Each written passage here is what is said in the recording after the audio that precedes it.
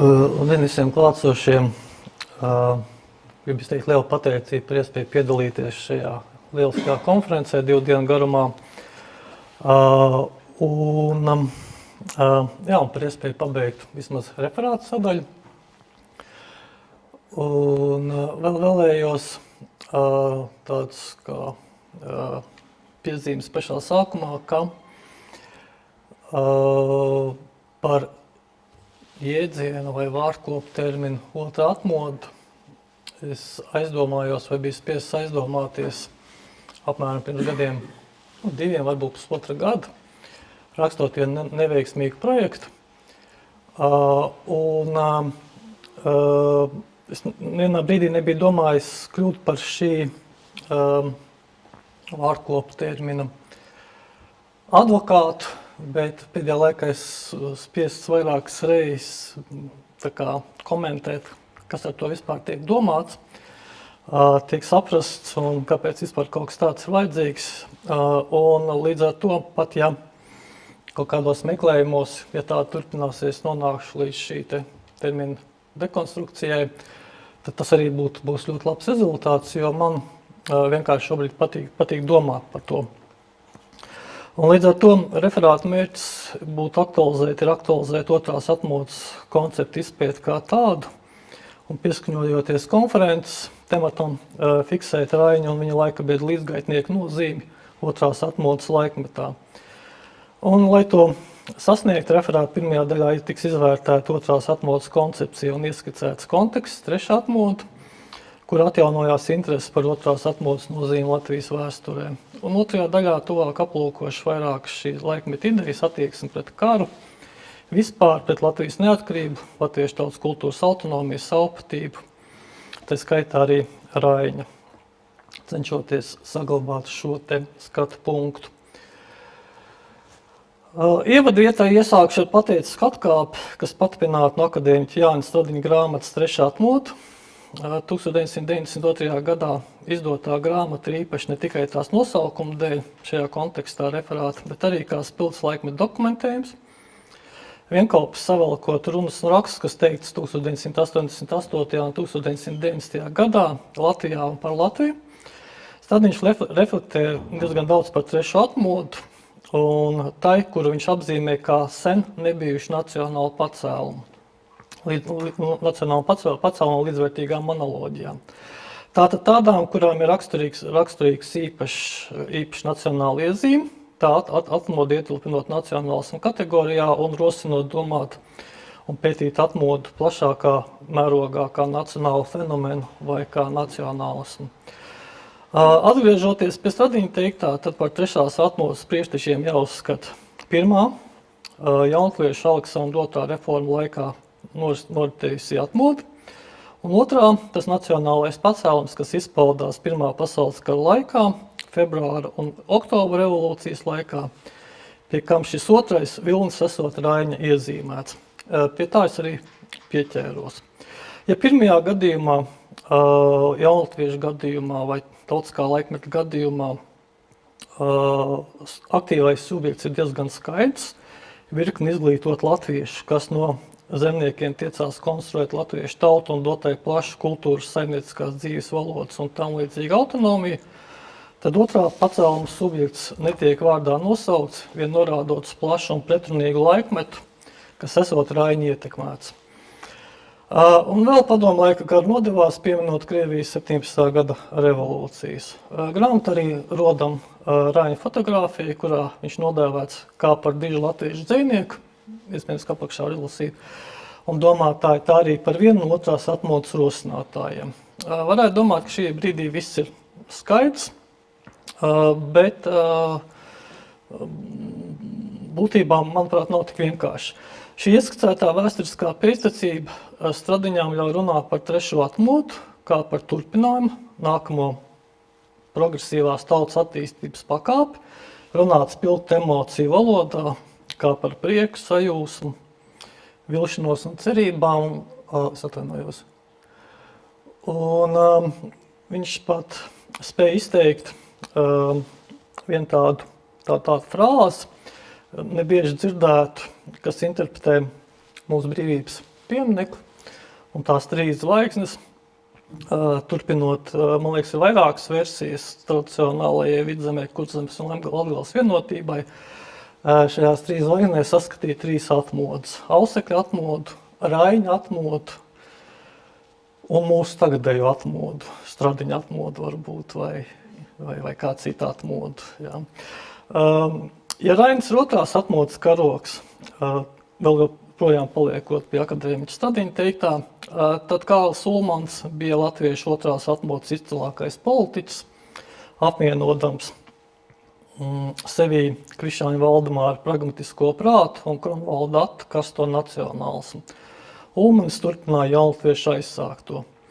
Te, protams, visam negaidīt parādās Kārlis Ulmans, kurš līdzās Rainim vai otrādāk. Jebkurā gadījumā pamazām ideja ir attīstījusies līdz pārliecībai, ka atmoda ir kaut kas tāds, kas būtībā ir tā kā tautas kultūras vēsture, kas pārklāj ne tikai nacionālismu ideoloģiju, bet visas tautas dzīves kopumu, kopskarības, kā iespēja patstāvīgai attīstībai un ideālā vainagojas ar savu valsti. Pavisam ļoti īsi, līdzās pietiekami stabilai izpratnei par to, ka ir latviešu pirmā atmoda, ko mēs visi esam mantojuši no skolas gadiem. Mums ir pietiekami skaits, pat nepietiekami, pat pārbagātība ar pētījumiem, kas veltīti pirmajā atmodai. Mums ir muzeji, pieminekļi, vesela virkni. Tāpat arī 3. atmodas iedziens varētu būt diezgan saprotams.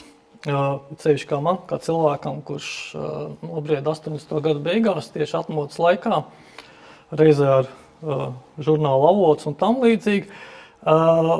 Likās pats par sevi saprotams, bet savā ziņā arī tas 2. atmodas iedziens man bija svešs. Un es par to nebiju domājis savus pirmos dzīves 50 gadus noteikti. Līdz ar to vienīgais, kas varbūt tā paliek reflektējot, ir tīri loģiski, ja bija 1. un 3., tad noteikti jābūt 2. Bet vai tā ir, tās tā kā arī varbūt nākotnes uzstādījums. 20. gadsimta 20. 30. gados 2. atmodas koncepcija neizveidojās, nenostiprinājās. Savulaik to paudas publicists žurnālists politiķis Ernests Blanks, piedāvājot terminu atmodu kā tādu, lai apzīmētu īpašo nacionālā pacēluma vilni 19. gadsimta vidū, kur galvenais dzinējspēks, kā minēja, bija jaunatvieši. Viņš runā par sociālās un pilsoniskās atmodas priekšstāvi Krišānu Valdemāru, par latviešu atmodas kustības otru spēcīgāko soli Ati Kronvaldu, kurš taujā pēc latviskas skolas un vēl nedroši pēc latviskas kultūras. Viņam 2. atmoda pārklāja nacionālās domas atzimšanu, atgriešanos, kas spilgti realizējusies nacionālās Latvijas valsts veidolā. Svarīgs tieši ir pārmantošanas un turpinājuma motīvs, kas visu laiku tiek atkārtots. Arī citu autori pilnīgi no citas sfēras varbūt darbos uzreiz, 20. gadu sākumā, 1923. un tam līdzīgi. Vienmēr šī te jaunizveidotā, iegultā, karā noturētā valsts lielā mērā tiek saprast kā tāda sasauce ar Krišānu Valdemāru, Ati Kronvaldu, Krišānu Baronu un tam līdzīgi. Blanks ir arī viens no tiem, kas aktīvi pauda suverēnas Latvijas idejas. Viens no pirmajiem jau 1917. gada vidū Maskavas latviešu avīzes dzimtenes atbalsts ievadarakstos. Vakardien bija Vitas Matīs pats sākums konferences par to, ka viņam uzstādīja jautājumu, vai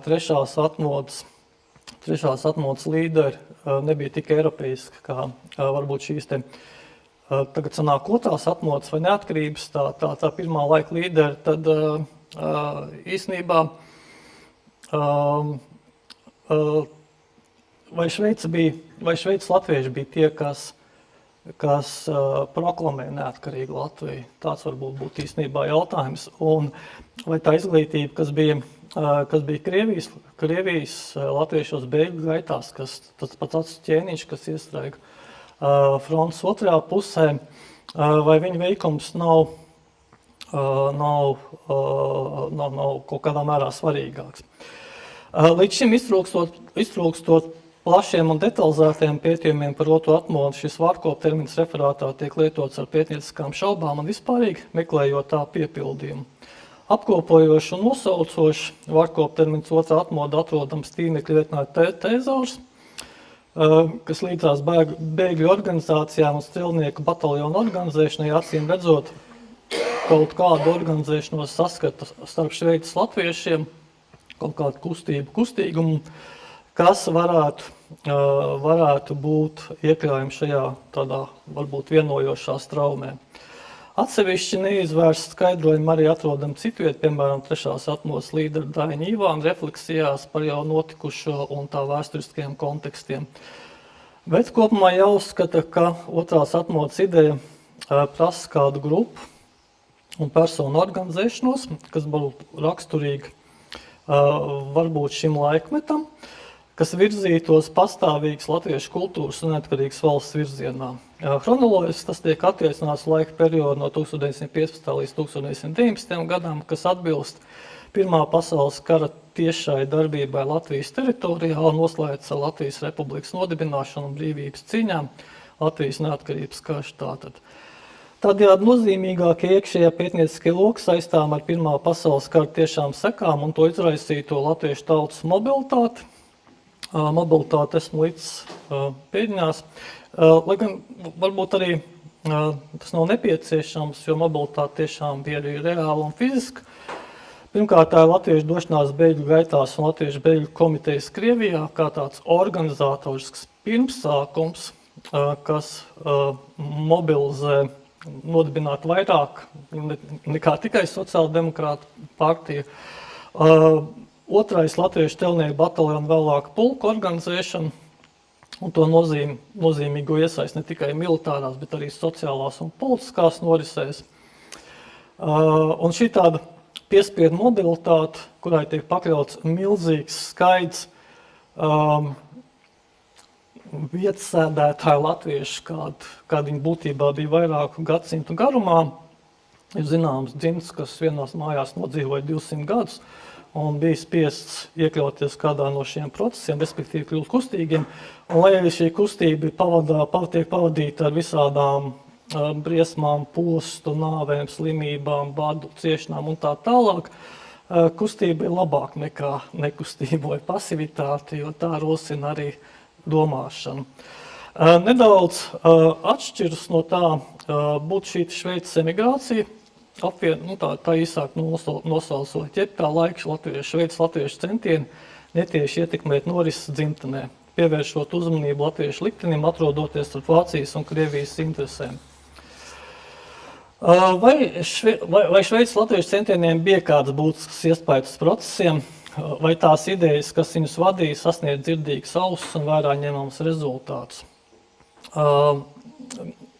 Es nespēju atbildēt šo jautājumu pilnībā, bet arī pārdomājot un klausoties citas referāts, tad tā mana šī brīža formula, ko es turpināšu tālāk, nedaudz detalizētāk apstīt, ir tāda, ka noteikti šī ietekme ir bijusi, bet šī ietekme vien neradītu neatkarīgu valsti. Tā ir ļoti nozīmīga blakus straume, līdzās straume, bet tā neradīja valsti. Atgriežoties atpakaļ pie dažiem no šiem te aktivitāšu faktiem vai notikumiem, tad izvēlējos tuvāk pievērsties divām konkrētām aktivitātēm, kuras speciāli neaprakstīšu, jo tās labi zināmas un fiksētas literatūrā, bet visu šo tad būtībā Šveices latviešu aktivitāšu tas centrālais moto virziens ir, un tas arī būtībā vienīgais reālais, ko viņi var izdarīt, ir pievērst savu laika biedru eiropiešu, Eiropas intelektuālo vidi, Eiropas mazo tautu likteni. un tad iesaistotajās ietekmīgas un Eiropā pazīstams laika biedrs. Nepaplašināšu šo te referātu, gan tāpēc, ka arī neko daudz nezinu, jau par Šveices latviešu sociāldemokrātiem ar Miķelu Valteru un citiem, kas jau 20. gadsimta sākumā Šveicē, iedvesmojoties no austriešu sociāldemokrātiem un Šveices federālismu, runāja par Latvijas nacionālu kulturālo autonomiju. Vai tas izdevās? Gan jā, gan nē. Tad divas epizodes īsumā. Viena no epizodēm, kas labi zinām, un tā pietiekami plaša literatūra aprakstīta, ir Annas Čēnijas emocionālā vēstule franču rakstniekam, pacifistam Romainam Rolandam, kurš norādot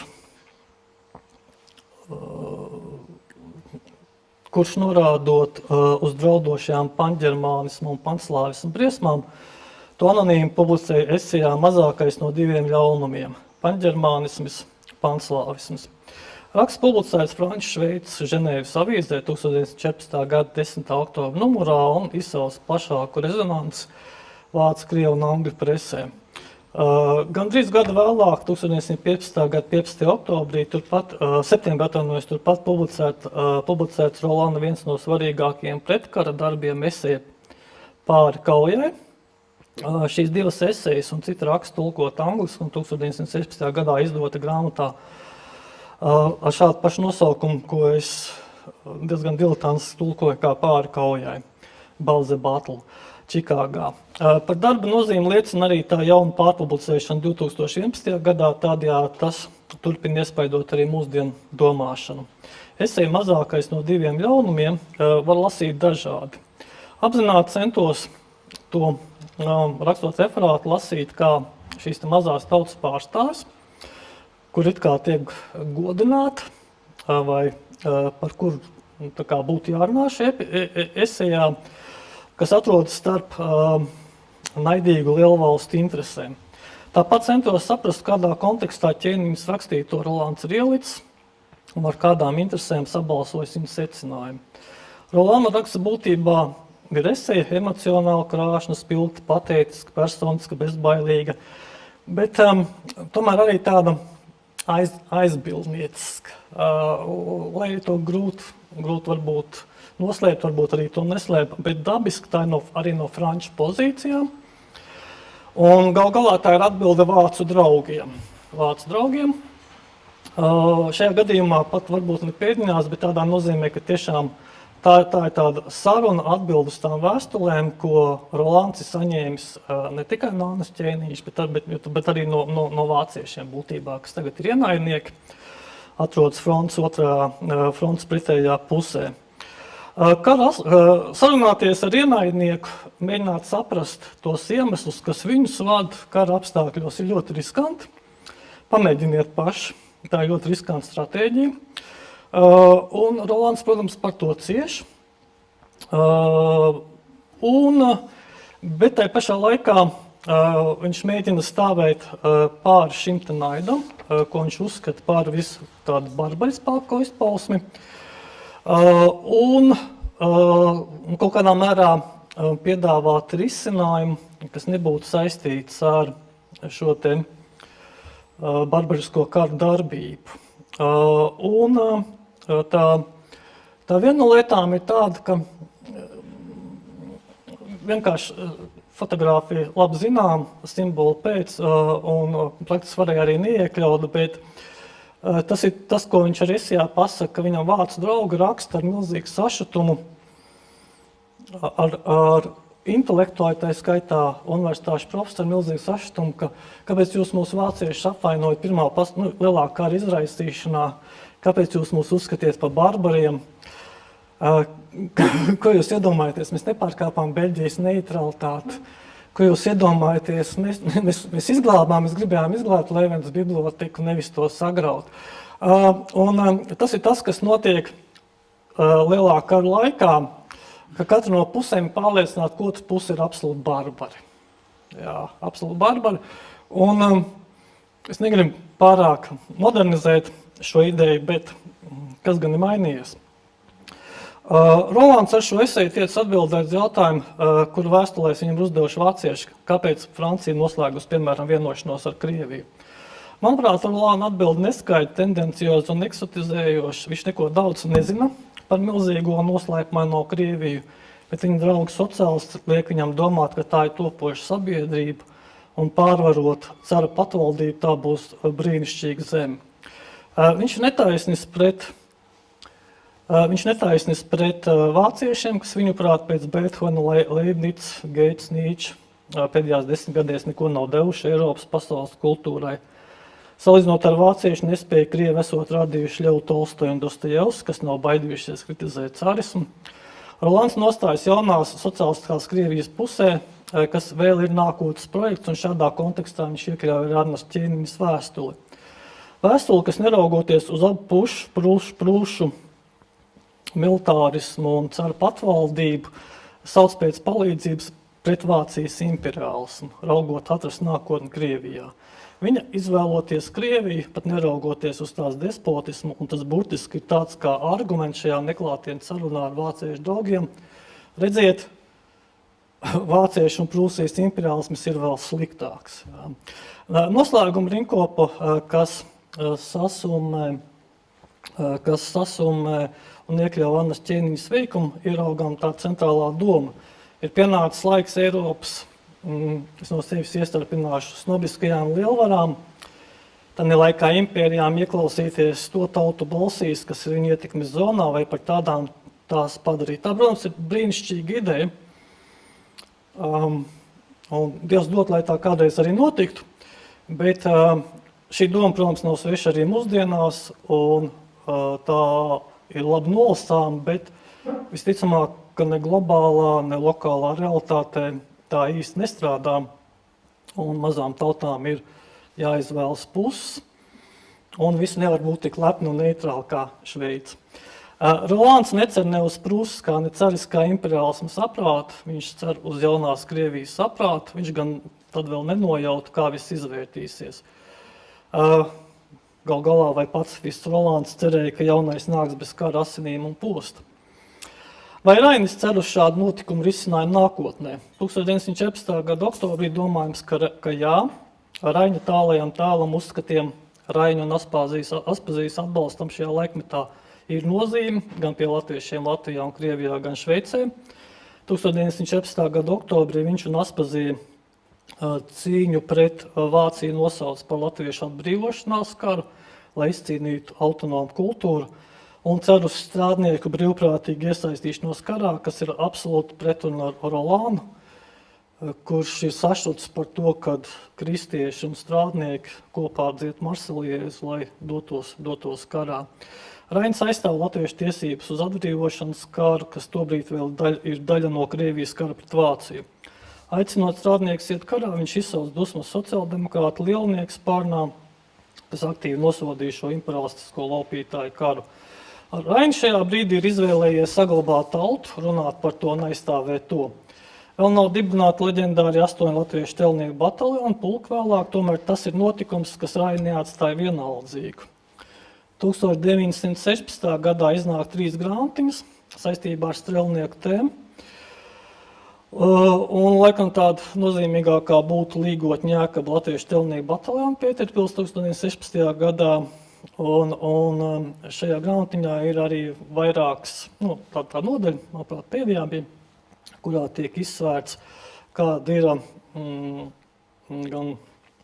kaut kāda sabiedriskās domas reakcija. Un kā pirmais tiek izcelts Rainis un Raņa viedoklis, kurš arī šeit ir redzams, kad viņš apsveic šos te bataljonus kā jauns Latviju kultūras, tāds reāls veidotājs. Un pārreizējot Raņa teikto, tad otrās atmodas aktīvie subjekti latviešu strelnieki. Respektīvi, izlaidīšu detaļu par sociāldemokrātu un Raņu līdz ar to nepareizo varbūt attieksmi pret karu kā tādu. Un tā otra aktivitāte bija arī labi zināmā lieta, tā ir tā Latviešu komiteja Šveicē, kur Rainis formāli 15. 16. gada mītur sanāk, bija vadītājs, tā kā, prezidents, bet komitejas tā aktīvā persona bija Austs Krauls Ozoli. Un savā ziņā tas viņam bija tāds uzspiests amats. Šī varbūt bija viņa tā iespēja tiešām būtiski kļūt par otrās atmodas līderi, ja viņš to būtu gribējis sabiedriskā darbībā. Man neatstāja sajūta, es neesmu nekāds Raņa pētnieks, no tā lasītā un iedziļinoties, man neatstāja sajūta, ka viņš to nekādā veidā nevēlējās, uztvērt to par apgrūtinājumu un par tādu formālismu, un viņš jau varbūt arī tīri intuitīvi saprata, ka viņš nav līderis šādā plāksnē, jeb šādā līmenī, ka tas viņa lielums, tie 200, 300 gadi vai 500, lai tiek, ka viņa lielums, tā viņa mūžība ir literatūra. Šajā aspektā tā man doma ir, ka pašā šajā otrās atmodas laikā, ja mēs saglabājam šo ietvaru, tad viņa darbība literatūra tieši neiespaidoja vai nenokļuva līdz latviešu tautai tādā dziļā, būtiskā veidā, lai kaut ko mainītu. Tas, piemēram, bija krietni savādāk, jo dažus gadus vēlāk par 15. 16. gadu, es noteikti šajā ciklā 15. 19. gads noteikti redzu 15. 16. gadu kā vecos laikus un 18. 19. gadu kā pavisam citu pasauli. Un, jā, 19. gadā septembrī īsi pirms kaujām pret Bermontu Daugavu ir absolūti populārs teksts un to lasa reāli cīnītāji, un šis darbs, literārais darbs būtiski maina vai iedvesmo, vai rada cerības, vai kaut ko pamato, vai rada attaisnojumu. Jā, bet tādā Šveices periodā un tādā sabiedriskā nozīmē tad nē, bet tādā laterģiskā, tādā iemigušā veidolā, jo arī Daugava un daudz citi teksti ir radīti 16. 17. un šajos gados, un līdz ar to viņš ir tajā Šveices azotē ir radījis kaut kā tādu motoru, mūžīgo dzinēju, kas vēlāk, jā, varbūt bagātina. Nevis varbūt, bet noteikti bagātina kultūru daudz gadus pēc tam un tā kā turpina, nepārtraukt turpina šo te, nosauksim to par otro atmodu. Paldies!